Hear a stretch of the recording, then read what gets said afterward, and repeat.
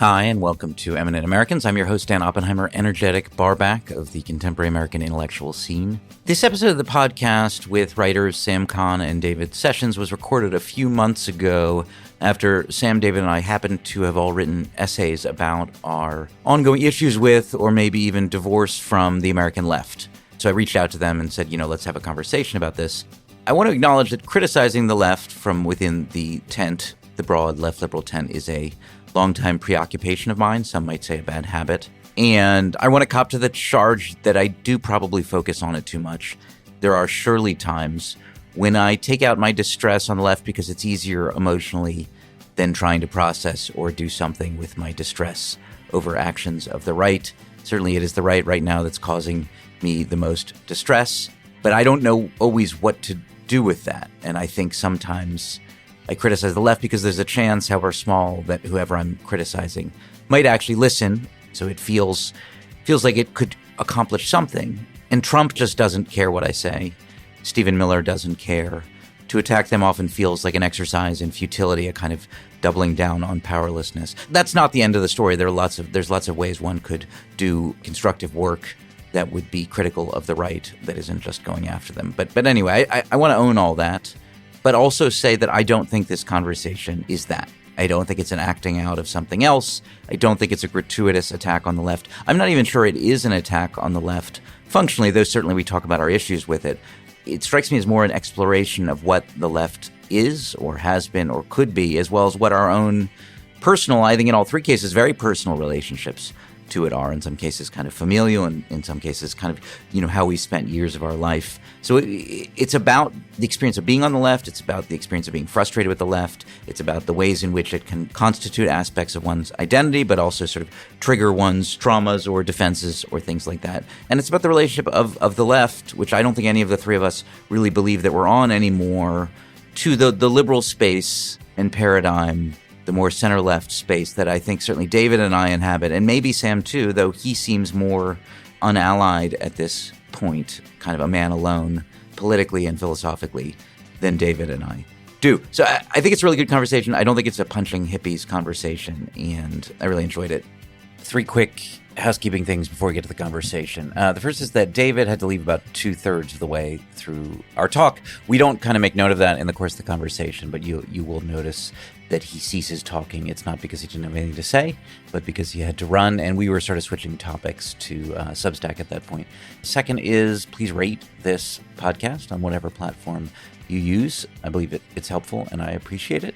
And the third is, I'm still looking for one or two more people to talk to for my Terry Gross project, in which I consider who her successor at Fresh Air should be. So if you have any thoughts on that, shoot me an email at djops@gmail.com, djops@gmail.com. And now on to the show. Peace.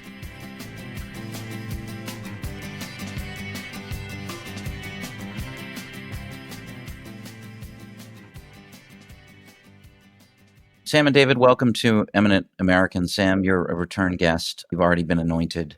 David, you're hereby anointed an eminent American by the power vested in me by my maternal grandparents, Walter and Rebecca Kirshner, Communist Party members from, I think, the late 20s. Until, well, there's not a hard stopping point, because as I learned from my grandfather later, they never stopped believing. They just kind of drifted away in the 50s when it was kind of increasingly uncomfortable politically to be associated with the party. So well, I am honored, and I very much relate to your grandparents, as it may have been. So we're here today to talk about various things. Two of the big ones are the left and how we respectively feel about it. Each of us has in recent weeks or months written our statements of feelings towards the left in one way or another. I think the other thing is just whether Substack, or what is Substack. Sam is the publisher of a Substack native publication, and David is somebody who's kind of, I think this is fair to say, kind of establishing his brand as a public intellectual native to Substack. I'm trying to think of where to start. I mean, Sam, yours was the piece on the left that came before David and mine. The left should off itself. Strong headline. And then you tempered it a little bit in the subhead, or at the least, liberals should cut the cord. So talk to us. As a headline writer, good job. It's a great headline. And then David will tell you why you're wrong, and then I'll intervene to mediate between the two of those, as is my temperament. So go, Sam. Why should the left off itself? Okay, so I guess I should caveat that by saying that most of the things I write are basically me arguing with myself. That's kind of the structure with it.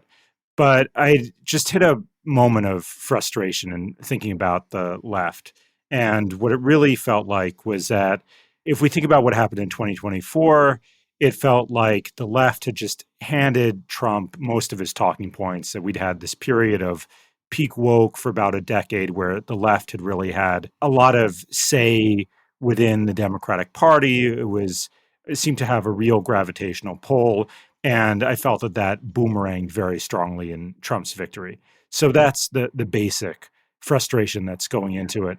But where I was arguing with myself is that I'd always had this idea that the left is kind of the priests of the liberal coalition, that I might not agree with the left. I'm identifying as a liberal, but the left, it stands for equality and kind of an absolute sort of justice.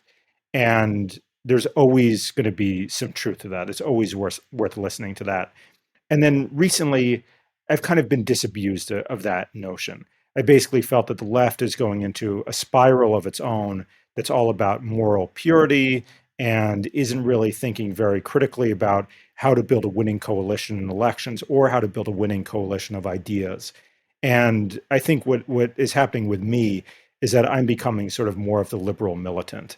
I understand much better now than I did a couple of years ago what my liberalism is, what kind of the stipulations of that are. And basically, I think there's a red line between liberals and the left that I'm willing to draw at this point. And so a lot of what I was saying with this piece is that we tend to lump the two together. But in fact, the kind of philosophical presuppositions of the left and liberals are really pretty different. And it's kind of time to acknowledge that. So that's what the piece was. Let me just put that back to you in kind of similar terms and see if this is what another version of what you're saying, which is that how you imagined it was that there was kind of a sort of most of the time healthy dialectic between liberals and the left. The left were the sort of preservers and tenders of the kind of eternal flame of sort of idealism and sort of healthy utopianism, but often impractical or naive and sort of utopian in bad ways. The liberals were the sort of dry but respectable and reliable technocrats, pragmatists, and moderates. And between the two of them, when things were working, we got our utopian inspiration from the left, but it was implemented by sort of responsible liberals. And that was your kind of working model. And that you've come to see that actually it's not the dialectic. You've come to believe that, at least in this period of time, the left is just, it's the enemy of liberals in some sense, in a different sense than the right, but it's not in sort of constructive tension. Is that a fair framing of it? Yeah, that's exactly right. And I think within the liberal imagination, there are these sort of happy couples, like the Franklin Roosevelt and Eleanor Roosevelt is the most famous one, kind of early Bill and Hillary is sort of like that, where there is like the pragmatist in charge who's able to speak across the broad political coalition, but the conscience is Eleanor whispering somewhere from a little bit of the left. And the left is exactly that. That's right, the keepers of this eternal flame. My contention is that I think the left, for a long time, maybe since the rise of the new left, but probably really since the beginning, it's incoherent. It doesn't really have a theory of change. It doesn't really have a theory of governance. And my feeling is that we're really in crisis times right now. What has to happen fast is for a new coalition to be built that's appealing to really centrist Americans. And liberals are the only game in town who are able to do that. And basically, it's time to sort of stop listening to the left. All right, David, have at it. I'm gonna maybe agree with Sam quite a bit, but I think liberalism and the left are philosophically the same. They are both liberal projects. The left is a radicalization of the liberal project, a sort of attempted completion of it, or a way to push past its contradictions. They are both sort of modernist projects of human agency. Like, we believe that the world is intelligible, that human society is intelligible with human science and can be modified by human action. I think those philosophies are the same. The difference is about how much can that be done and how fast. That's the real difference. I think that what you guys have been describing, where liberalism is kind of the the pragmatic executor while the left is the conscience, is how things worked on the American left side of the spectrum for, say, through the 1960s. And then I agree with Sam that, or let me pause there and bring up the book that you wrote about, which is the Why Nothing Works book by Mark Dunkelman, I believe it is. And he actually argues he's not making a divide between sort of liberals and the left. He's saying that both of these things, this tendency to centralize power and use power, and the tendency to view power skeptically and want to disperse power, that those are both traditions within liberalism. And I think my post was basically saying those are both traditions within leftism as well. So I see those as kind of just parts of both traditions that kind of ebb and flow, that kind of come back and forth at different historical moments. And I agree with you and with him with that. After the 1960s, the crises of the 1970s, the New Left, it was a turn in the left where government and power and the use of power really was discredited on the left. And a lot of the legacy of the New Left ends up being a kind of NIMBY, we might say left neoliberalism or something like that. Wealthy hippieism, or something that we might eventually call a PMC type ideology. So I don't really disagree with that. The only thing I would say is in the last decade, I really think that has turned around. I think that the Democratic Party, liberals and even the Democratic Party, and definitely part of the left, as they're tired of losing, they're tired of being powerless, and everything has been about, why aren't you being more energetic? Why aren't you ending the filibuster? Why aren't you packing the court? Stuff like that. So I don't really see this sort of left that's against all constructive projects of governing. I think the Green New Deal was a constructive project of governing that is not some radical utopian idea. It was a concrete plan. It may be wrong, it may not win, but it was at least an effort to deal with the crises that we face. But I don't disagree with Sam. I don't really think there is a left right now. I don't really see it doing much. So let me pick up on that. That's where I wanted to go before we get into sort of some of the nuances of these questions. What are you even talking about when we're talking about the left? I remember I got into this, I was going to say this argument with Freddie DeBoer, but it wasn't really an argument. It was a one-way argument where there was a period of time, it was 2016, 2017, 2018, where the woke left, Freddie would write post after post after post where he would say, this isn't the left. People keep saying it's the left, the sort of identity politics stuff, Black Lives Matter. This isn't the left. This is liberals. And I would always pipe in. Again, he didn't respond to me, so it wasn't an argument. But I have this feeling that he heard me. I keep saying over and over again, Freddie, you keep saying that, but who do you think the left is? Some of the terminology is coming from faculty who certainly think of themselves as the left. I was saying it might not be your left. It might not be the left as you want it to be, but I don't think it's coherent to keep saying that this is not the left when most people who identify themselves as leftists are advocating these views. I think that's fair. And I like to believe that he heard me, even though he never responded, because at some point he dropped that. At some point he just started critiquing the left, and he stopped kind of claiming that the people he was critiquing he wanted to preserve this idea of sort of this class first left that I think is where his heart lives. Right, which I am absolutely guilty of myself, is I want this to be the left, and anything that's not that is not really. And I have to admit that the woke stuff is very much a part of the left. But I will say it was also very much liberals. It's Hillary Clinton was the one who says ending capitalism won't end sexism, or stuff like that. Well, but Sam, who do you mean? Who's the left? Name names, publications, organizations. I think it'd be useful for us to there's not a totally coherent, organized left, but there's something we're talking about when we're talking about the American left. Yeah. Who and where and what is it? Yeah, I definitely have my answer to it. And both of you identify as men of the left, so I'd be very curious to know what your answer is.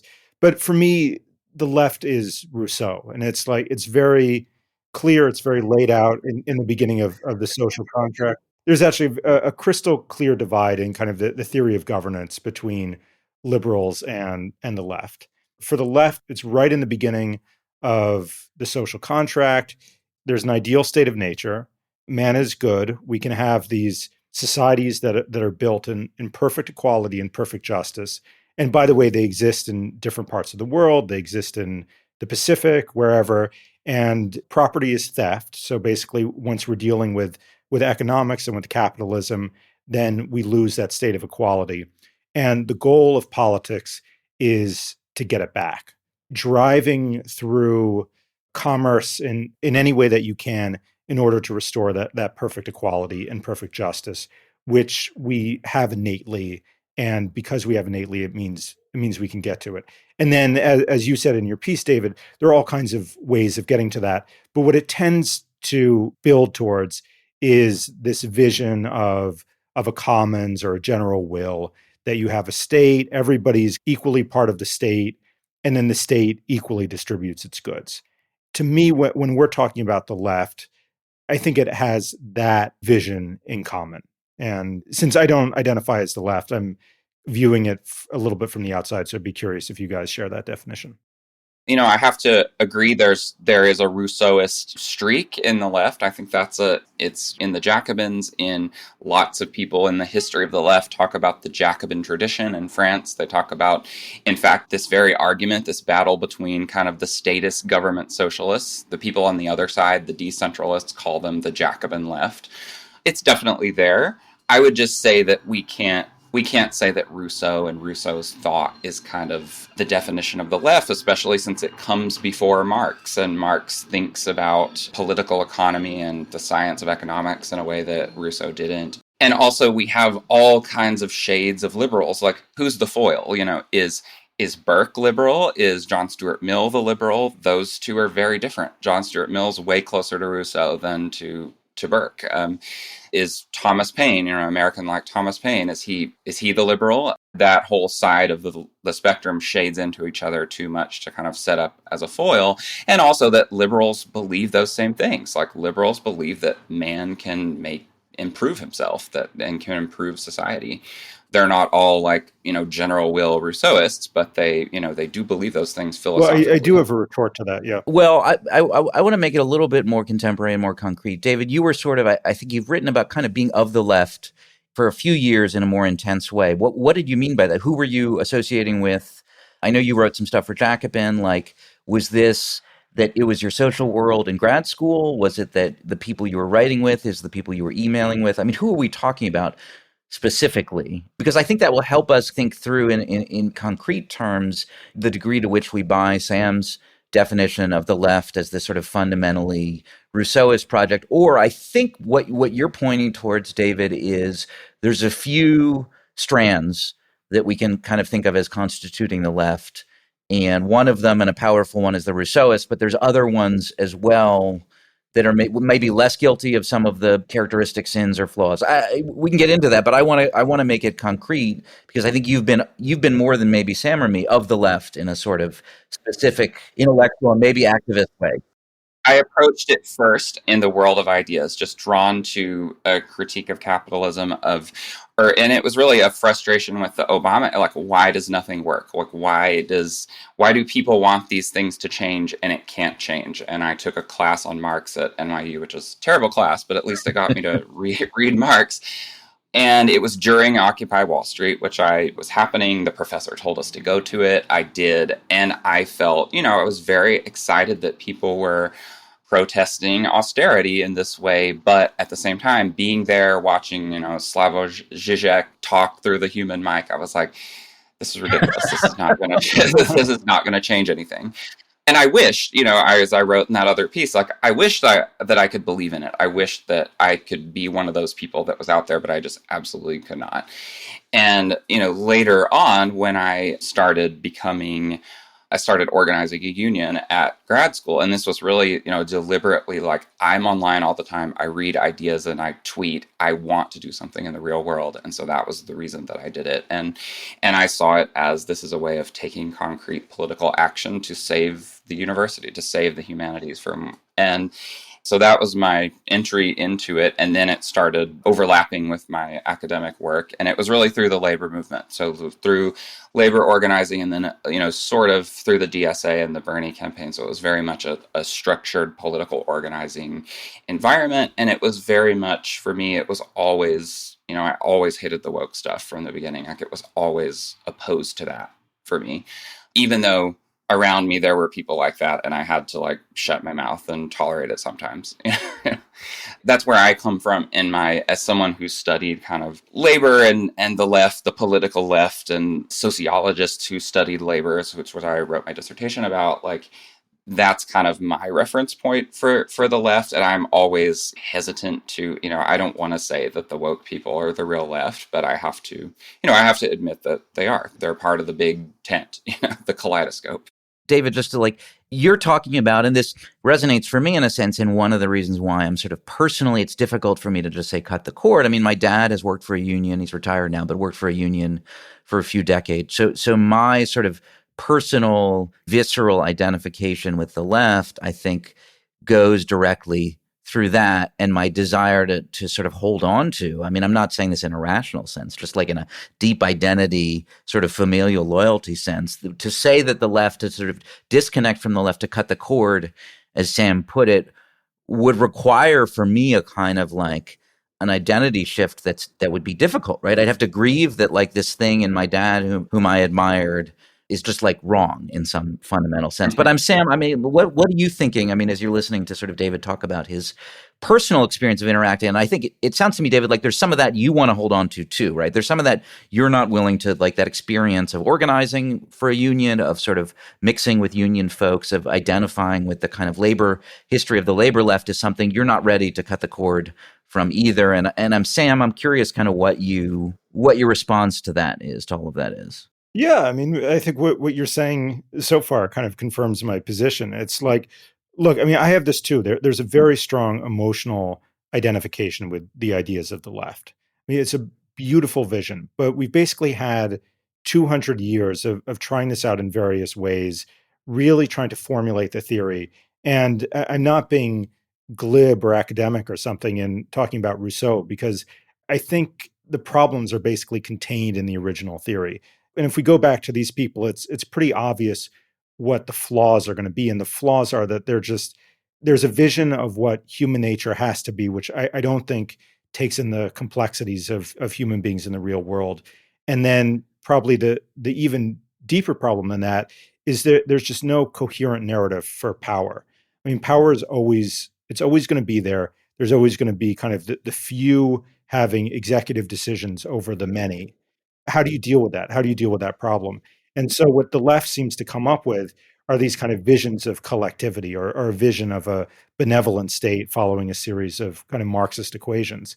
But it just never happens. So, like I was reading where how the state withers away line comes from, and it comes from Engels, and it's so glib. It's like what he's saying is just trying to dismiss it. I'm not necessarily going to quote it, but it was something like, the state will basically exist in this moment when it collectivizes all property, and then the state will basically dissolve at that moment. And it's like, are you kidding me? You have to do better than that. If that kind of power is going to amass in the central place, you have to think about whether people are going to try to hold on to that power. And I don't think the left has ever had a coherent answer to that. And I think the reason is because there isn't a coherent answer to that. And so for me, it's like politics really has to start in a very different place. And my answer would be it has to start in the liberal tradition, which I would disagree with David, is actually a very distinct tradition. And it's a tradition that's all about contracts, basically. I probably have a more Hobbesian view of human nature and power than I do a Rousseauist one. Sam is right that this kind of thin vision of governance is a problem, is a theoretical problem in the left. And it really comes to a head in the Trotskyist movement when Stalin takes power. And Dan, you're going to know about this, but my writing is about how those people become liberal, how they go from Trotskyism, read Weber and Burnham, it's very much that Burnham moment, and become liberal sociologists. And they're kind of very left reformist liberals, but it's all over this question of power. And like, this is a new kind of society, a new era of social development. It's called industrial society. It must be run by scientific experts. There will never be like horizontal collectivity. And they take this directly from Max Weber, who says democracy will be the most bureaucratic form of of government, because in no way is it possible for the demos to actually govern.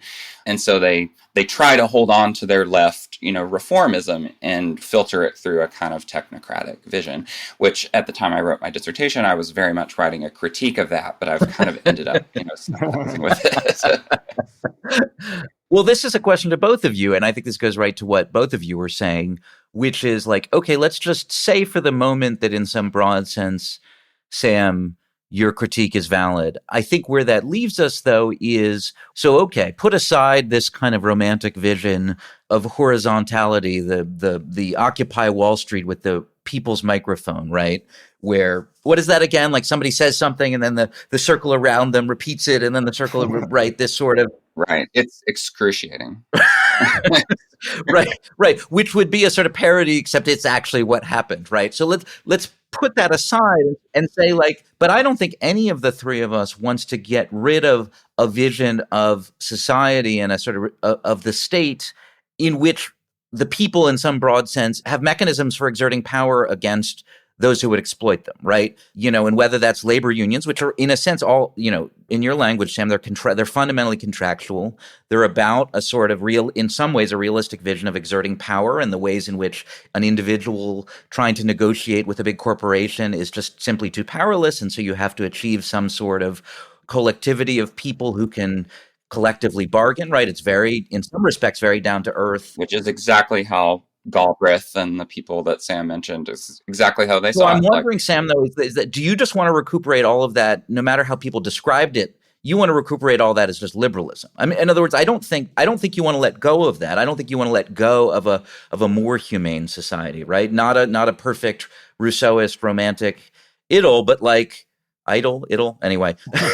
A more humane society than the one we have right now is what you want to say, that just the liberal tradition contains all that, and we don't need this kind of, if we could hew off this sort of Rousseauist leftist thing that didn't work and have some sort of vision of all of those things as well. Because I think what David's saying is like, look, maybe the left is in shambles right now, but that vision, that sort of world of thinking about society is still a fundamentally left-wing one that we don't want to, even if it doesn't have as much to offer right now, at least organizationally or sort of in terms of its capacity to exert power, we don't want to just shuck that off, or else we're going to be left with too sort of narrow a conception of what the state and society can be. Yeah, I mean, I think we can still work for greater equality and greater justice. There are goals that we can have. What I think we have to do is forget the idea, first of all, that there's some perfect island in the Pacific that has figured out equality, and we have to get there. And I think crucially, we basically have to forget about collective action. It's not going to happen. It's not going to work. And where I think that the liberal tradition is much stronger. I agree with that. What do we? I just want to make sure I understand. What do we mean by collective action? Well, it's always done in this romantic, yearning kind of way. But there's this idea that underneath we're all united, and if we can just get rid of kind of the capitalist exploiters, then everybody sort of shares the same values. And anytime, I don't know if you've ever lived in like a communal house or something, it just doesn't work right away. It's a disaster immediately. Well, I think my comment is motivated by, being in the Bernie Sanders movement. We really did have that belief that just underneath there is a silent majority, and all we have to do is wake it up somehow. And, we did have a concrete organizing strategy. We had a theory of power. It wasn't unrealistic necessarily, but it was motivated by that kind of belief, which I think did happen at a certain period of Western history. It was possible in a certain moment where the state was a lot weaker than it is now, but I don't really think that's happening now. I'm more of I feel more Adorno, it's a machine that just shuts down all opposition. And I think that any kind of political action is so characterized by, hysteria, performativity, total lack of actual agency. And I don't really know how to get out of that. The thing that I'm really expressing in the piece, and what I'm trying to say here in terms of the liberal left divide, is that I really want to start from a place of basically individual agency and kind of this tradition of rights. And then basically once you have individual agency, then you work out a series of contracts. and then you produce the government through those contracts, and then you can have all kinds of negotiations within it to basically limit power in different ways. So you can use government as countervailing power to limit private sector monopolies. You can do kind of all kinds of things within that tradition. But there are basically two different conversations that we're sort of having. There are two axes. So there's the liberal left axis, and then there's this axis of Hamiltonianism and Jeffersonianism. And Dunkelman was really a revelation to me with this idea that it's basically, what do you do with power? Are you building up power, or are you kind of diminishing power? And there's kind of a tug and pull at different points in American history. And the left is in very different places depending on whether it thinks that it can kind of have state power or not. But what Dunkelman is really arguing, and I think he's right about, is that left and liberals both from the 60s onwards got in this idea of what we really want is regulation. We're extremely suspicious of any kind of centralized power. And so we're always going to find different ways of basically devolving power back to the people, which usually means town halls and councils of citizens basically blocking up projects. And the argument is that that's really been a disaster. Like, you just can't do anything in this country. All these beautiful bills, just the money never hits the ground because it always gets bogged up in these systems. And so what I really want, and it may even be too late for this, but I really want kind of a powerful Hamiltonian impulse to come back. Are you an abundance liberal, Sam? I am Is that what's I am an abundance liberal. Yeah, that book is very much an abundance book. Yeah. But see, I agreed with all that, like reading through the book, and that thrust of your piece was something that I agreed with, because my whole generation of like Marxist historians, everything we were writing about was basically like the left did neoliberalism. Like it was, who cares about Hayek? Like it was, the left just as much, and that kind of post New Left. You mean did neoliberalism in a kind of devolution sense? It was like it was under a different sort of ideological right. number. Power is bad, bureaucracy is bad, the state is bad. Everything needs to be small and councils and local and decentralized. It thought it was doing that towards the kind of Jeffersonian or Rousseauist ideal, but in fact, what it was doing was just enabling the sort of neoliberal devolution of power from the state to private actors or something like that. Yeah. Right. Yeah, I mean, I'm, for both of you, like, what's missing in that, Sam, or maybe it's not missing, maybe you just haven't articulated it yet. What's the theory of power that enables people, and we won't call them on the left, liberals, leftists, whomever you want to talk about, to push back against these massive agglomerations of power, right? Like money, corporations, the NRA, the pharmaceutical lobby, the hospital lobby, big agriculture. The problem with us functioning as individuals, and I don't think this is quite what you're saying, Sam. I think you're saying that it begins with a kind of understanding of ourselves as individuals, and then it emanates out from that into different forms. But until, like, it seems to me that what either the left or liberals are missing in a sort of, or what it seems we worry that we're missing, is some sort of theory of organizing or structuring ourselves such that we can assert power against those entities or constellations that feel like they're not doing a very good job of managing and distributing power and prosperity in our society. So, I mean, the Dunkelman argument, I think he's right about this, is that liberals basically did figure it out in the early part of the 20th century. So, I mean, we had these democratic norms, and then we had this new menace, which is monopolies and trusts. What do you do about that? And liberals basically figured out, okay, let's make government stronger in a way that it really hadn't been envisioned in the Constitution. And we'll create this kind of Hamiltonian center, and that will be a countervailing power that's able to do all kinds of things, whether it's coming from the labor movement or it's coming from breaking up trusts, that's able to be part of a social contract with the people and deal with the excesses of the private sector. So that's basically the 30 good years that we got from FDR kind of into the 60s. And it would be very hard to convince me that that's not a functional model. I agree with that. The problem is, like, I think one theory of what happened, and one I mostly buy, is that people on the right killed it. They killed the New Deal.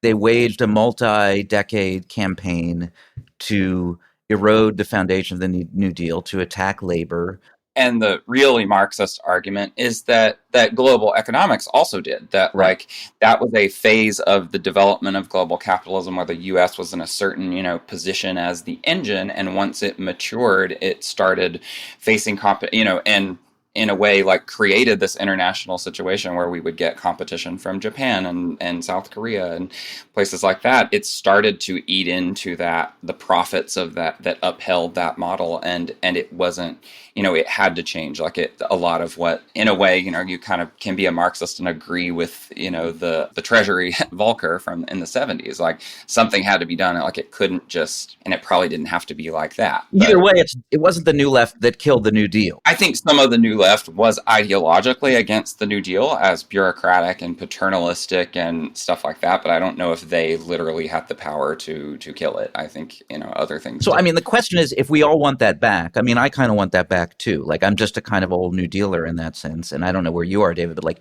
I kind of want that back too. That's basically what the DSA and the Bernie people were. Whereas Green New Deal, like it was the same thing. How do we get there, right? There's the people who say, well, we need to rebuild the labor movement. Right. And that was the idea, that it has to come from, there was a strategic plan of organized institutions. It can't be done through, protests. It can't be done through democratic marketing campaigns or text campaigns or just getting people to vote. It has to be a sociological formation that creates durable democratic power. And to me, that was the only reasonable answer I've ever heard. And now that it didn't work, I don't really know what the answer is. Sam, what's your answer? Yeah, it's a really good question. So I think my answer would basically be that you've got to read the room. The reason Roosevelt was able to do it was that there actually really was essentially a left-wing groundswell at that point, that it was a depression. There really was an argument against capital. And there's this line that, he totally improvised the New Deal. That wasn't what he was planning on doing. But he was an extremely skillful, extremely intuitive politician, and he sort of put it together. And probably what he was really doing was he understood that he could gather a lot of power to a centralized government. So I think what has to happen is that we have to read the room. And I'm sorry, but the room right now is not going to be the labor movement. It's not going to be kind of the talking points the left has had for a long time. The room right now is basically like, it's kind of John Fetterman. The room for that was 2016, and that's not coming back. Yeah. So I'm not necessarily opposed to Bernie. It's basically, politics is the art of the practical. So if Bernie can win, more power to him. But he's not going to win. And I think what is going to win is going to be some kind of probably what Gavin Newsom is trying to do right now. If Fetterman were healthy, he might be able to do it, which is to basically grab the swing voters, essentially. So you've got to kind of put together some sort of a fusion party, largely on cultural issues, and then you sort of figure it out from there. But it's just going back a little bit, in terms of what killed that, there are probably a few things killed it. One is that it may have been unstable, that it was kind of a social democratic state within the United States of America. And you're right, the right was chipping away at that. But kind of the Dunkelman argument is that it really was an act of sabotage from the New Left. There was such a critique, and a lot of it was valid. It was concerns about Vietnam, the military-industrial complex. But a lot of what he talks about is basically the power broker and Robert Moses. That there was kind of this image of these Hamiltonian czars who were sitting in heaven and kind of moving things around, building highways through neighborhoods. And the New Left, it didn't really have power, but it had enough power to figure out how to chip away at that, how to get people from these massive projects. And I think it had a residual influence as those people grew up and went into society and went into the corporate world and became, bougie homeowners. I think it had a ramifying cultural influence. Yeah. So this is where I really kind of take issue with the left, is that it became clear at some point that the statist, and I think, David, this is very much in line with what you were saying, that the statist vision of the left just wasn't going to work. We weren't going to have a Stalin. We weren't going to, the Soviet Union, communist China wasn't really what people wanted to emulate. It wasn't going to happen in America. And so the left just went in this very different direction. And it became about kind of chipping away at power. And people could feel good about themselves. You could be an academic. You could have a whole career sort of chipping away at, basically through critique. You would say there's this problem with the state, that problem with the state. and whole industries built up around this. But the net effect 50 years later is nobody can get anything done. Critique and process, right? And adding process, adding regulation, adding the opportunity for community input. And the most powerful manifestation of that is Silicon Valley. Like, a lot of those people go to Silicon Valley and turn to technology as the solution, this kind of both connected and decentralized thing that's going to do an end run around government and around the state. And that's originally a kind of utopian leftish project that we see where it's ended up. I'm thinking about like the sort of Matthew Iglesias, maybe Ezra Klein vision of things. Certainly Iglesias, I may be Klein to a lesser extent, which is, I think the Iglesias vision is, and I'm curious, for you in particular, Sam, kind of where you align with respect to this. I think the Iglesias vision is like, if we just cut loose the left and the Democratic Party could be expert-led, fairly technocratic, but, humane, wanting to figure out how to manage this sort of massive, complex state in a humane way, that basically we would sort of incrementally move towards a more, better and better functioning society. And that's kind of what we need. That actually the challenge is not nearly as great as how we've been talking about it. The challenge is basically the challenge is the right, and they're a problem, right, in all sorts of ways. We're sort of pretending like they don't exist, but like we're pretending they don't exist because in some ways we've just kind of written them off as potential sort of contributors to a solution. But the problem is basically like the left is dragging down the Liberal Democratic Party and its capacity and its interest, and there's enough power and support for a kind of fundamentally modern liberal state that if we could get rid of all of these annoying interventions from the left, we could just kind of march onward to sort of incrementally greater flourishing and humanity. And I'm not sure that's precisely where Ezra Klein is. I think that the whole abundance thing is at a minimum, it's kind of a, Sam, like read the room, like this is what we need now, right? I'm not sure that's the perpetual, eternal solution to our problems, but it's the lowest hanging fruit and the most important thing we need to focus on now. Like, do you think that's where you are, Sam? Are you in the Iglesias space, or are you more in the kind of what I'm identifying as the Ezra Klein space? Kind of both, kind of neither. I feel like with politics, usually the answer is always much stupider than anybody thinks it is. And the answer is basically you just kind of have to be cool. You just have to come up with something that's going to be in the right tone and is going to win. And just in the last decade, Trump managed to be cool. It's weird that he did, and the reasons he did are basically that he was using new media in a way that nobody else was using. He ran for president on Twitter the first time. He kind of did it on podcasts. He had this whole sort of gangster thing going. He's saying what he means, and he just got this block that was going to be with him sort of no matter what. And then he got some swing voters because he was cooler than Kamala. I mean, that's really what it boils down to. I'm afraid that. Yeah, and it shouldn't be hard to be cooler than Donald Trump, but you have to be cooler than Hillary Clinton. You have to be cooler than Joe Biden. You just have to come up with somebody who's probably young and kind of fresh and just has a fucking message. This is where I think actually, and maybe we can talk a little bit about the Biden book, but I wouldn't even say, at the moment, I would say that like the left doesn't really have any power. Like the woke moment is over, and the Bernie moment is also over. I think what we've seen is that like it's the Democratic Party that doesn't have any ideas. Like it doesn't have any people. Like it's the whole Biden farce of Biden being in office, barely alive, and every Democratic representative in Congress being like 90 years old. Like, it's literally it's the Democratic Party that is holding itself back. Yeah. What I'm missing from your vision, Sam, and I don't know where you were on this, David, is like your critique of the kind of leftist view of human nature I buy. I think that the part of human nature that it feels like, from my perspective, you're missing, Sam, is like, coolness comes from somewhere. Like political movements with real energy and the capacity to affect our culture and our politics come from somewhere, and they come from somewhere that's it's non-rational. It's the rational man of economics. It's not just like my own pragmatic and individual self-interest. They come from, I don't think it necessarily has to be a sort of utopian vision of sort of collectivity, but they come from some sort of deep, passionate, not entirely rational sense of what the world should be like. Yeah.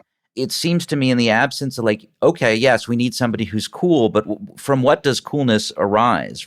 I guess it's possible to imagine it arising in the, Bill Clinton in his way was cool, and he had a very sort of neoliberal technocratic view of the world. Obama was cool, and he had his own kind of version of a sort of utopian vision of the world. So I don't know. There's something missing, right? To me, Yeah. there's something missing in your sense that like somehow we're going to recreate or at least move towards a kind of reconceptualized New Deal or something like that, or that model of relationship between the state and society and the economy without some kind of inspiring, organic, from the ground up coalescence of something. Like I wish I could be more specific. I mean, this is the critique of abundance, basically, that it doesn't have a power strategy. Well, it's a power strategy, but it's also a powerful vision, right? It's also a sort of an inspiring vision. I think what we want is an inspiring vision married to a realistic strategy for achieving power or something like that. And I'm afraid Sam is right that, the real break was, I mean, I kind of see this whole, from 2016 to now as like not like a shift back and forth in vibes, but a continual period of where we have this evenly divided electorate. The election just goes back and forth, and it's probably going to keep doing that. But what we have is this break Sam was talking about into a new media environment where it's just increasingly fragmented. Everything is fake. Everything is memeified. There's less and less of anything you can point to that's a coherent reality that everyone's sharing. And Trump was just, he's the first influencer president. He was made for that environment where it literally doesn't matter if anything he says is true or not. And I really don't know how people who care about things being true deal with that. I suppose the immediate thing is, what is the wedge issue that's really going to work? And I've been kind of, the last few years in my head, I've been playing around with a few ideas. I thought it might be antitrust, that it might be something about basically going after the tech companies and cell phone addiction. The answer right now, I'll bet you guys won't like it, is that I think it's actually going to be about American power. I think that's basically where the liberals are going to kind of find their mojo back, is that just what Trump is doing in his foreign policy is such a retrenchment and basically giving away American alliances all over the world. And so if you want to get back to kind of the Rooseveltian thing, I mean, a lot of that is interventionist, and a lot of that is just you're waving the flag and projecting power internationally. And I have a feeling in the short term, that's what's going to work. The deeper question that you're asking is about basically where the kind of powerhouse of ideas comes from. And David, I think where we have our difference basically is that you feel like the powerhouse sort of has to come from the left. The left, in a way, is the boiler room, and then liberals basically follow from that. And I think I disagree with that, because I think the left and the liberals, as I said, have a very different theory of governance. I think where liberals get their power from, and you're right, it's not a very sexy or cool place, but it is a little bit about kind of finding the center. It is a little bit about sort of saying like, okay, here's where the society is. We've done all our contracts. We've built up the social contract of government. Here's where the middle is right now. But also here's how we can get to a few places where we have more equality and more justice than we already have. And that can be kind of a persuasive argument to conservatives. So when liberals do well, and Bill Clinton's a perfect example of this, there's not really that much daylight between them and conservatives, but they just sort of say like, okay, government can be a force for good, and we can do X, Y, Z things, and not much more than that. So that would be kind of the liberal way of being cool. But I think in the short term, it's what really has to happen is finding a voice, which is about finding a new generation, really using new media in a very aggressive, creative way, and then also finding that wedge issue, which has been a little bit elusive for Democrats and the left for a while. I wonder, when you talk about the foreign policy angle, I mean, I don't really think people care about foreign policy in the sense of NATO or something like that. At this point, I just don't think Americans care about that. I do think they care about their finances and economics and things like tariffs.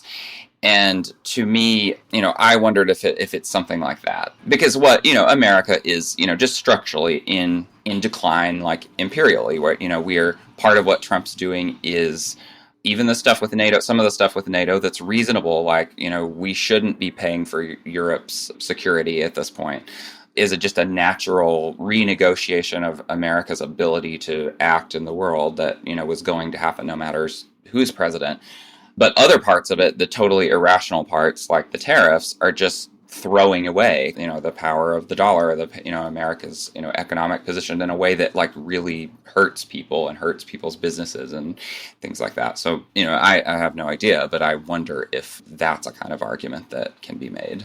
Do you think, David, I mean, Sam characterized your perspective or how he saw your perspective as like the left is the kind of incubator of ideas, visions, energy, and then the liberals implement it. And if we cut off the left, there'll be no new good ideas to implement. Is that a fair characterization of your perspective? And do you continue to hold it? I don't know if I believe that anymore. Like, I mean, that's kind of what I've believed the last decade or so. What I saw the kind of interesting ideas and policies and boldness coming from kind of the left policy world. And I'm just not as tuned into it. That may be still the case. But I'm not against something like abundance. Like I haven't read the book or like thought about it carefully, but it's kind of a direction that I'm in theory okay with. Like, I don't think it's necessarily going to work, or it's politically possible, or we have the power to do it. But I feel like open to whatever right now. I mean, I feel kind of, maybe if it's smart liberals that have ideas, then I'm going to listen. I'm interested. Has it been a difficult transition socially for either of you to move more towards a liberal space? Or has been the challenge been more of a kind of identity transition? Like, are there people you have a harder time having friends, old friends, you kind of have to be more careful in how you talk about things? Or was it just that was never the content of your sort of closest social relationships? I would say partly, but just because I left academia, that was where most of my contacts were. And, it's a struggle for me. It's been, the last few years to kind of like, what do I really think? I don't even know, like, do I want to write this or not? Like, what are people going to think about it? I definitely think that. And there's probably people who are like, what happened to him? But I would say my closest friends, I was probably further to the left than they were. So it's more like we've just had really good conversations the whole time. We've been back and forth and kind of challenged each other, and it's continues to be that way. But I don't know. I also feel like a lot of people have that same movement or that same. Just like it was in the 1930s and the 1960s, like the left is a surge of energy, and it's something that people burn out with, or feel, they have their moment that they experience it, and then they have to like figure out the aftermath of what they believe after that historical moment has passed. Yeah. What about you, Sam? Yeah, I mean, I think I feel pretty alienated from the whole world I kind of grew up in, and so probably what you're seeing in the piece is expressive of personal experiences, which is, I think that I always felt that basically left and liberal were together. That was Yeah. that was the premise. And then just the experience of the 2010s was the cancellations, woke ascendant, and just this feeling with more and more people I was talking to. This is in New York and Brooklyn and Los Angeles, that we're just on a different page with everything. It may be the pandemic was kind of a peak of it, and a lot of this stuff just broke down in very personal ways. So, who would tend to say like, okay, everybody's got to wear a mask? It tended to code left, tended to be like, well, we're all doing this together. And the space that I kind of went into, which was just not wanting to wear a mask and not wanting to get vaccinated, was much more in the space of thinking about individual agency. So that's kind of where I'm coming from with this, was basically when push came to shove on a few things, like with Me Too and with the pandemic, there were these real splits in how people reacted. And I think it goes back to some fundamental schisms in politics, in kind of political philosophy.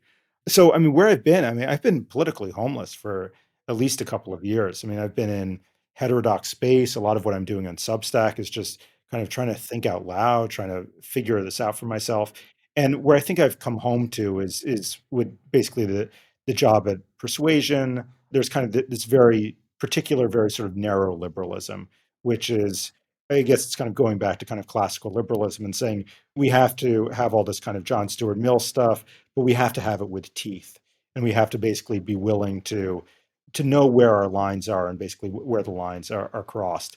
And I do think there's something in that actually can generate a winning political coalition somehow. My sense of Persuasion and you, Sam, is it's it is the sort of classical liberal stuff, but it's also a sort of belief in a kind of modern state with a kind of mixed economy, right? Like it's not a libertarian liberalism. It's a New Deal liberalism in some basic sense. Is that right? As a characterization of you or persuasion? Maybe I'm Yeah, I might be misusing the term classical liberalism. I mean, kind of the grand old sort of liberal tradition that yeah. goes Yeah. from Locke to FDR and JFK. I guess a few thoughts. One is, and I think, David, this is a point that you've made, which is, we're identifying with the kind of excesses or the naivetes of wokeism with the left. And I think there's a certain justice in that. But one of the weird phenomena, my sort of experiencing it of living I don't live in a left wing world. I live in a very liberal world, like resistance lib world.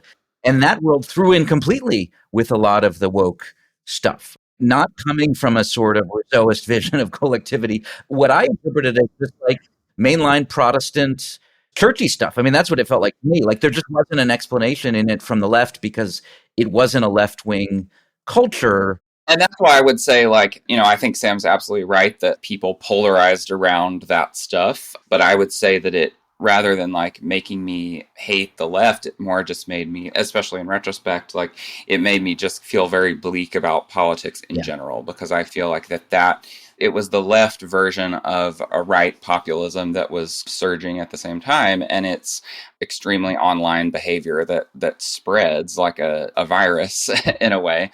And it's become the relation that people have to politics. It's through scrolling on their phone and TikTok and arguing with anonymous people and swarming to attack people who have bad ideas. And sure, it was a package that was, a left-wing thing, but I think it's more like a condition of, it's a media structure that affects all of politics. And I'm not really sure how we get out of that.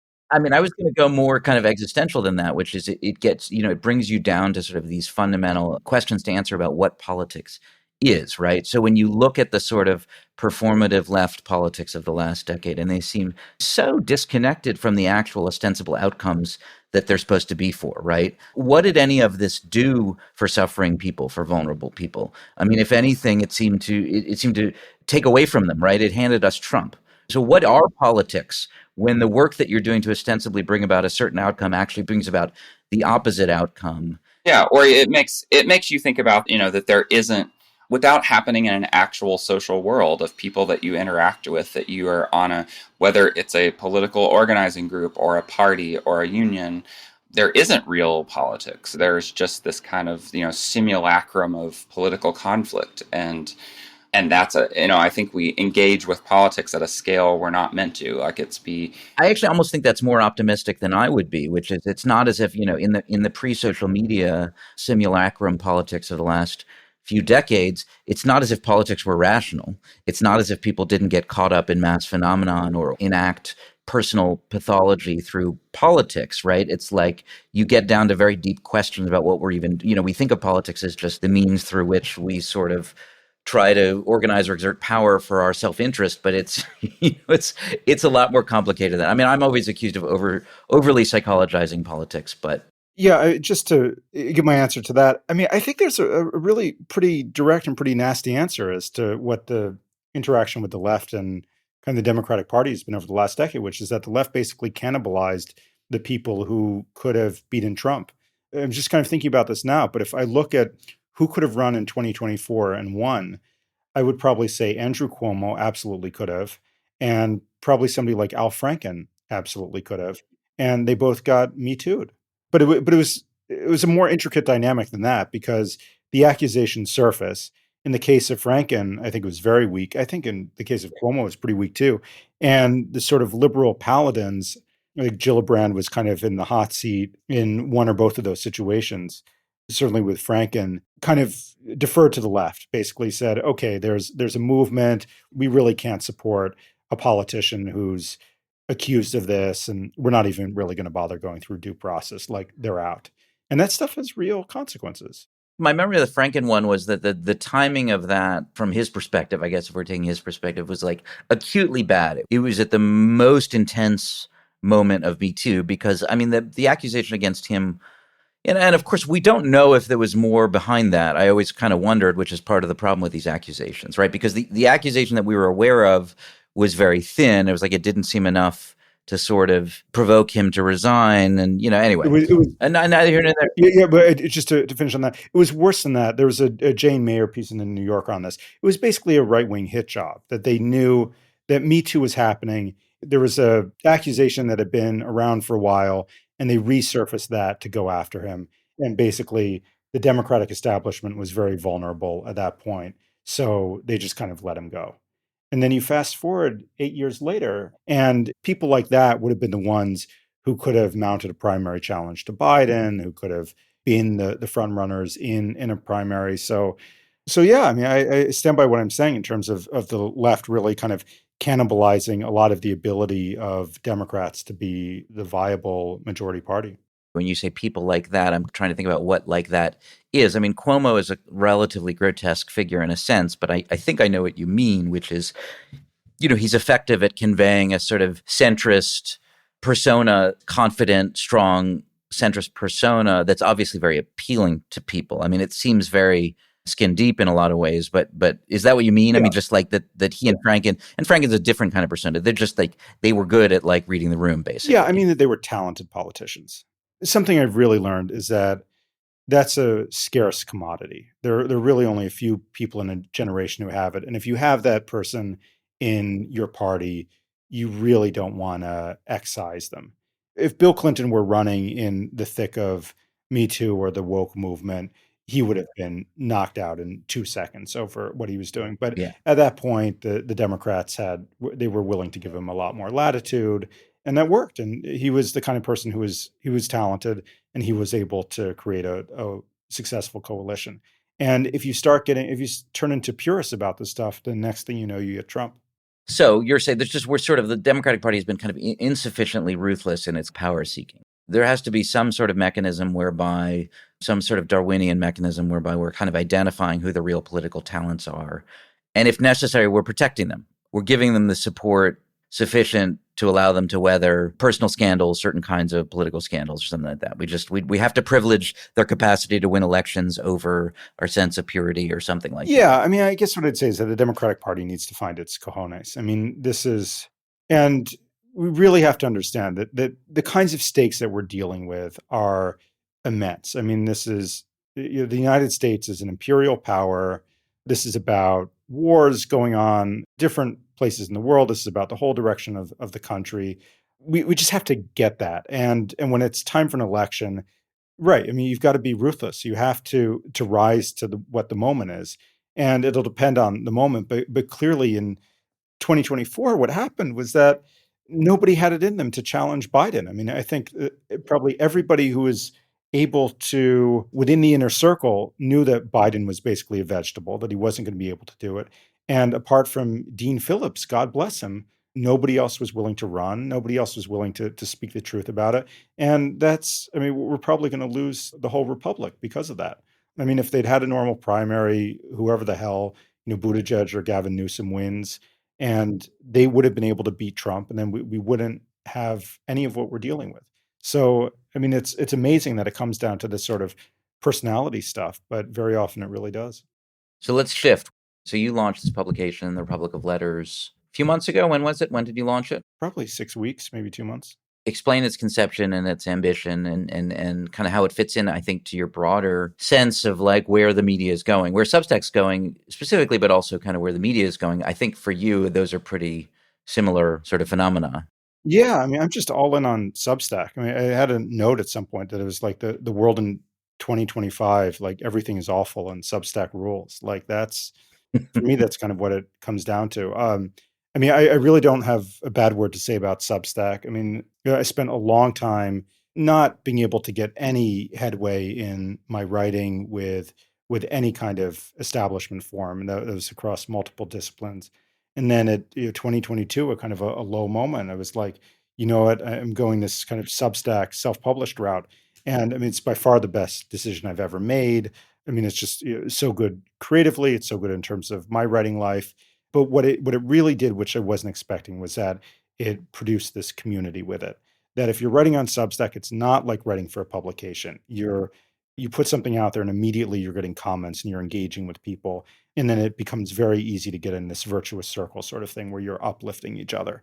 And that just hasn't really existed in a very long time. And I think the reason it's existing now is because the technology is changing. It's not this sort of industrial revolution stuff where there's a real scarcity of the distributive resources. And so it's just what the technology is changing to. Substack adapts to it very well. So what the Republic of Letters is trying to build kind of a really genuinely democratic publication. I usually do it by reaching out to a bunch of people on the platform. I see something they do that I like. I commission something from them. I give them very little guidance. Sometimes I have these prompts and we have contests, and it just gets amazing stuff. Like I'm due about probably less than an hour of work on it a day. And I mean, some of the best pieces we've had are pieces by people who have like, 5 subscribers. There's a piece by a woman who had been a house cleaner for a long time. It's just a stunningly gorgeous piece. I mean, it like almost a lot of these pieces, like I tear up putting them out because it's just like these people are obviously really strong writers. I mean, this guy, Dwight Cathcart, wrote a piece on, he's 85, about basically the whole history of being gay, going back to coming out, reflecting on Stonewall and everything. And I mean, Dwight Cathcart has like 4 subscribers on Substack. He's a couple of novels nobody read, and he's just a great writer. And it's like, why wasn't he able to get his voice out? Or Ruby Lewis, who's the house, is a pseudonym, but she was the house cleaner. And I think she has 5 subscribers. She posts something and immediately an agent wants to talk to her. So it's just like, I mean, there's this immense talent that's out there and people who are actually doing it, but a very, very small minority are ever going to break into traditional publishing. And it's just kind of like, I'm just at the point where I'm like, forget traditional publishing. Like they've had their chance. It's done. The technology is changing. Basically everything I do at this point is going to be kind of going through the digital mediums. I mean, if somebody wants to publish something, I do, fine. But I mean, this is just the way. And I think I'm a lot more fervent and evangelical than most people on the platform. Well, I think that's useful. I mean, I think it's what you believe, obviously, but I think it's also useful because I think there's a lot of us who are characterologically cautious about it, or there's something embarrassing about being that. That's really what I'm trying to say. Yeah, Like, yeah. there's something a little bit embarrassing about being all in on it, right? And so we don't want to embarrass ourselves. We don't want to seem like we're kind of overly earnest or overly naive or something like that, or too much of a fanboy. So I think it's nice that you're sort of just like comfortably, unselfconsciously inhabiting that role. I'm thinking about different Substack futures, different sort of degrees of how revolutionary they are. So I think there's a version, which is like rebirth of the blogosphere of whenever that was, late 90s, early aughts, or something like that. A little bit different. It goes right into your inbox. It's easier to monetize. Serving to somewhat revitalize traditional media. It's also providing a kind of feeder of like new voices into traditional media. It'll have its moment and then it'll be sort of co-opted or assimilated. Maybe. I mean, there's a sort of somewhat darker version of that, which is it's great now, but the process of enshittification will happen. The founders will either start changing the features and the structure of it to reap more revenue, or they'll sell to somebody else, and that other bigger, larger conglomerate will start changing it in such a way that ultimately it becomes more similar to other structures.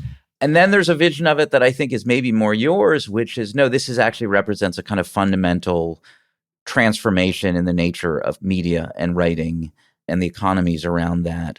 And it really is going to sort of foster new kinds of dialogues and new kinds of communities that will take on a life of their own, whether it's on Substack or some other platform that takes up the torch if Substack gets crappy or something like that. That we're really in a new world.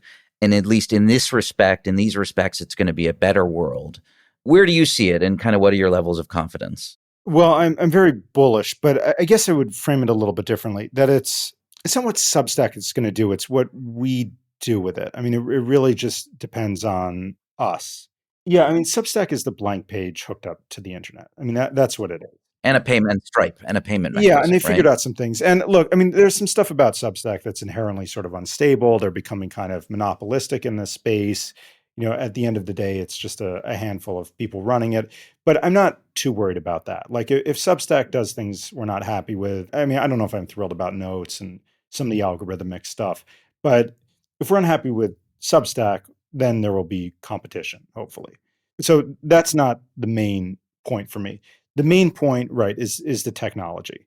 And the technology is changing in a way that can foster creativity if we choose to go in that direction.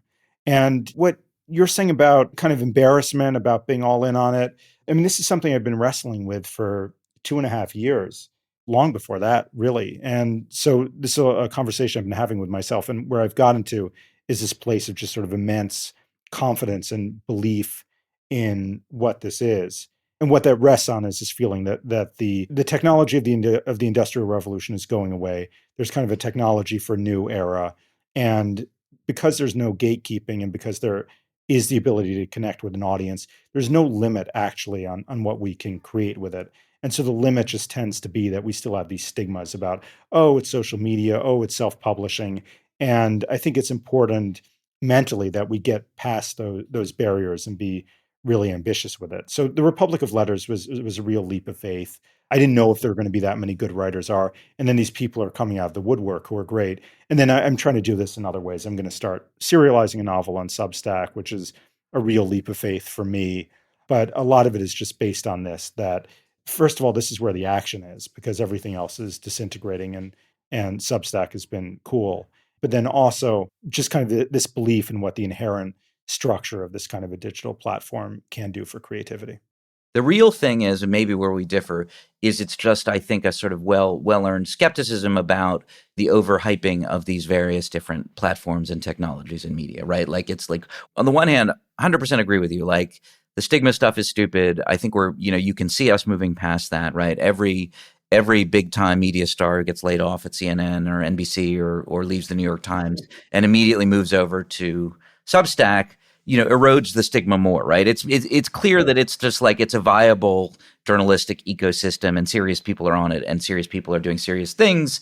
That is a substantive, profound change in the media structure that we're seeing right now. I think the skepticism is like, well, how revolutionary is it really going to be? Like, people thought Twitter was going to be revolutionary, right? Twitter was going to be revolutionary, not just in a sort of media sense, but in a political sense. It was going to spread democracy, right? And the internet was going to make everything better. And so it's like these things come along, and what we see over and over again, until actually truly revolutionary things come along, which you kind of never expect, is that they all get kind of assimilated into the existing system and end up reproducing structures of the existing society, or they don't profoundly change them. So it's more that I expect that to happen. That doesn't mean Substack's not good. It doesn't mean that it's not an improvement. It's just not like evidence of a sort of revolutionary transformation in, creativity and community and journalism and media. It's a positive development.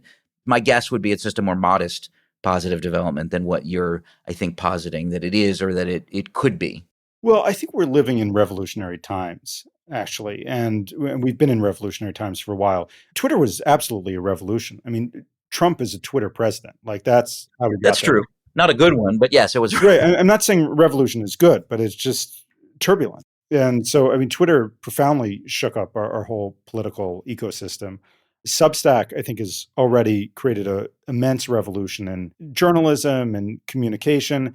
I think it's much more salutary. I think there's just some stuff in the structure of Substack, some stuff about the management that just makes the engagement much deeper and more civil. So I think on the whole, it's been good. I do think Substack is going to be a bigger player in politics going forward. But yeah, I mean, I agree with you that the stigma stuff is mostly over, which is good. There are a couple fundamental problems with Substack that I'm not sure how they're going to resolve themselves. One is just that the money isn't really there. The people who can make money on Substack are already the top earners. And then the other one is just simply the glut, that there's so much stuff on there that you can't sort through it. So, I mean, both of those things are issues. I mean, a lot of what the Republic of Letters is sort of a trial balloon in the direction of money, that it's hard to do anything just on subscription. So you want to have more organization. You want to have the structure of publications. I mean, I do have some. I'm going to be trying to get money from outside as well, just in the way that any publication would do it, get grants, donations, that kind of stuff. So I think, I mean, that's going to happen. That there will be more publications that figure out how to be sustainable within the Substack ecosystem. I mean, Persuasion's been doing a great job with that. The Free Press has obviously been transformative. And then in terms of the glut, yeah, I mean, I'm kind of really leaning into this idea of lit stack. Like, I like that branding. people who are more like literarily inclined, who are on the platform, what happens is that you tend to see these, these little circles within kind of your algorithm, and then also people who you're organically connecting to. So I mean that connects in some ways just to the categories they have. But yeah, the term lit stack kind of showed up recently. And I think it's good. I think it's good to have a sense of genre. There are a whole bunch of people who are in this world who are publishing novels now, and there's kind of a movement to like people to read each other's novels. And I suspect that that similar sense of genre is going to be playing out in the different forms within the platform. This is related to an earlier thing you said about the money. One thing that's occurred to me, and I'm probably not the first or the 10th person to say this, is it is shifting also, I think, our conception of what it means to live a kind of literary or journalistic life. At one point, that was to be a professional who earned his or her living fully from doing the work, or to be a professor who, had a job that was kind of existing in that, or an editor who had a job that was existing in that industry, in one of those industries. And I think what we're seeing, and David, David and I in different ways are good examples of this. I mean, David was in media, then he went and he got his PhD, and then he sort of briefly tried to make it as an academic, and then he just went and got a job in like marketing. But he's like, but that's not the end of my life as a public intellectual, right? I'll have a job in like marketing communications, and that's a good career. And then in my free time, I'll write heady intellectual pieces drawing on my academic experience. You're an example of the old model being able to persist in some respects within the new economy, but there's going to be a limited number of spots, right, for that. There's not enough money to support most of us to make a living and live in the style to which we've become accustomed in Substack. So I think one thing that's going to happen is there's just going to be more and more a sense that what it means to be a critic, a journalist, an intellectual is you make $10,000 or $15,000 a year doing it on Substack. And then you make most of your money in your day job, whatever that is. You're a lawyer, you're a doctor, you're a comms guy, you're a plumber, whatever it is, right? Like some of these people you're talking about who you're finding through Republic of Letters, like most of those people are not going to go make a living as a writer, but they may be able to supplement their living as a writer, both economically to some extent and then reputationally or identity-wise, right? And so that's a probably salutary development too. Yeah, I mean, it's really interesting. I get in these fights on this with Teddy Brown and Pete Tosiello are the people I mostly fight with on it. I guess Freddie DeBoer too.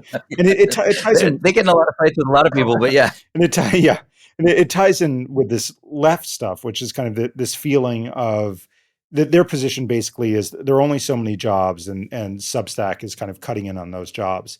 And my feeling is basically this is a rapidly changing world. And first of all, nobody should ever be in a position of telling someone, oh, like you can't write or you can't find an audience. So, I mean, we just have these publications that are like hanging on by their fingernails. I mean, the Washington Post, by the way, it's about to go down. And I think what it's doing is, I mean, the latest is kind of turning itself over to Substack, or kind of trying to make itself almost like a print arm of Substack, which is a very interesting idea. But I mean, that's absolutely the model that's happened in my life. I mean, my value is basically about self-expression and creativity. I mean, I want to be in a world where lots and lots of people are writing and lots of those people are being read and people are being creatively fulfilled, and then merit is also being rewarded. That's kind of my starting point. And I'm less thinking in this kind of social democratic space of like, how are there going to be jobs for all the writers out there? So it's a challenge. Like if you have basically the supply side of the market just being glutted with people writing, what do you do? And the answer usually is people have other jobs. People are getting their income from somewhere else. And so what that does, and where the Substack critics have kind of a point, is that it makes it a little bit harder to have journalism as a profession, like the dogged reporter pursuing stories. But most writers are not, and most journalists are not doing that. You're kind of moonlighting in different things. Most successful novelists have had other jobs the whole time. So it's okay. And if you're a writer, you learn how to manage your time. So one of the things I would say is like, yeah, you kind of have to let go of this idea of being a professional writer and be a little bit more freelance economy, catch as catch can in terms of money. But there is this engine for creativity and for sharing your work. And I think there's no alternative except to be extremely enthusiastic about it and then basically see where that goes. Yeah, I mean, the more cynical, but I don't think in a bad way, take on that, I think I share your general perspective, the more realistic about human nature is, it could be a sort of profoundly net good for our society if structures come into place that incentivize creative, intellectual, political work for everyday citizens, right? It's still not going to be most of us. But if there's an incentive in terms of, some degree of money and some degree of connecting to other people who want to be in the same conversation with you and some degree of just status, right? You can achieve some status in this ecosystem that may just be like a sort of profoundly sort of democratic net gain. Yeah. And I mean, you could say the same of Twitter. It's just its incentives were all whack, right? So it incentivized people to do it in a shitty way. And Substack seems to be incentivizing people to do it in a much healthier way. Yeah, and some of that has to do with the internet maturing and just some kind of technical, tactical stuff between the different platforms. But yeah, I mean, look, I think if you believe in democracy, you have to believe in something like Substack. I mean, I'm absolutely fervent and purist about that.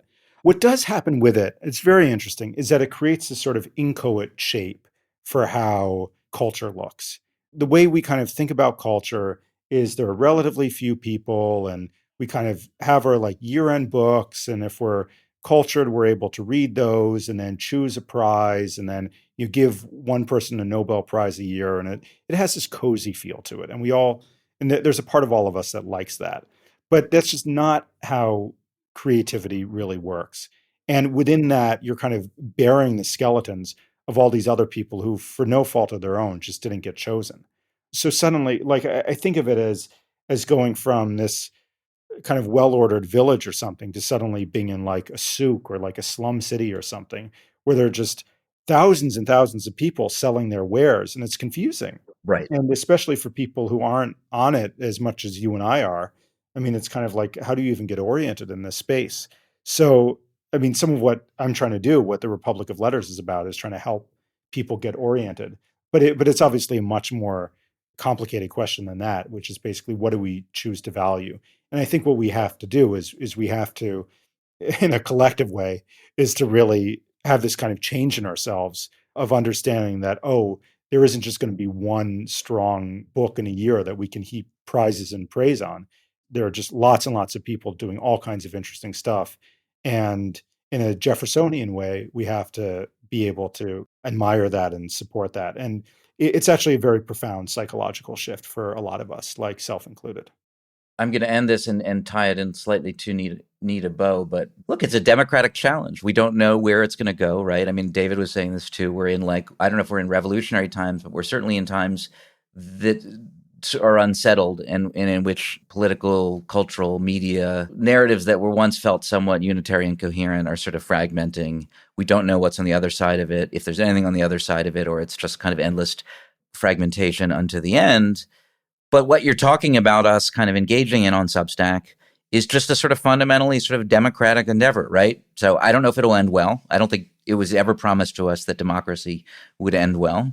But I think it feels like the right space to be in and the right project to be engaged in. So I don't know if that's optimistic or not, but at least it's like reassuring that we're doing the best we can, or we're doing something meaningful in this space of profound unsettlement. Exactly. Yeah, I mean, if you believe in democracy, you have to believe in this. And I mean, look, in my life, it's been an unalloyed good. And I think it has been for a lot of people. All right. Well, on that note, Sam, thanks. All right. Thanks so much, Sam. This has been another episode of Eminent Americans. Big thanks to my editor, producer extraordinaire, Robert Scaramuccia. Big thanks as well to Alec Ownsworth of Clap Your Hands, Say Yeah, for letting us use his music for our intro and outro. If you liked what you heard, and I imagine you did, if you've made it this deep into the episode, then please rate us on whatever the relevant podcasting platform is. And if you have any questions or comments, email me at djops@gmail.com. That's djopps@gmail.com. I promise to respond at least until the faraway and probably mythical day when I have such a vast audience that I can't in good conscience respond to all the emails while still upholding my responsibility to my loved ones. Have a great day.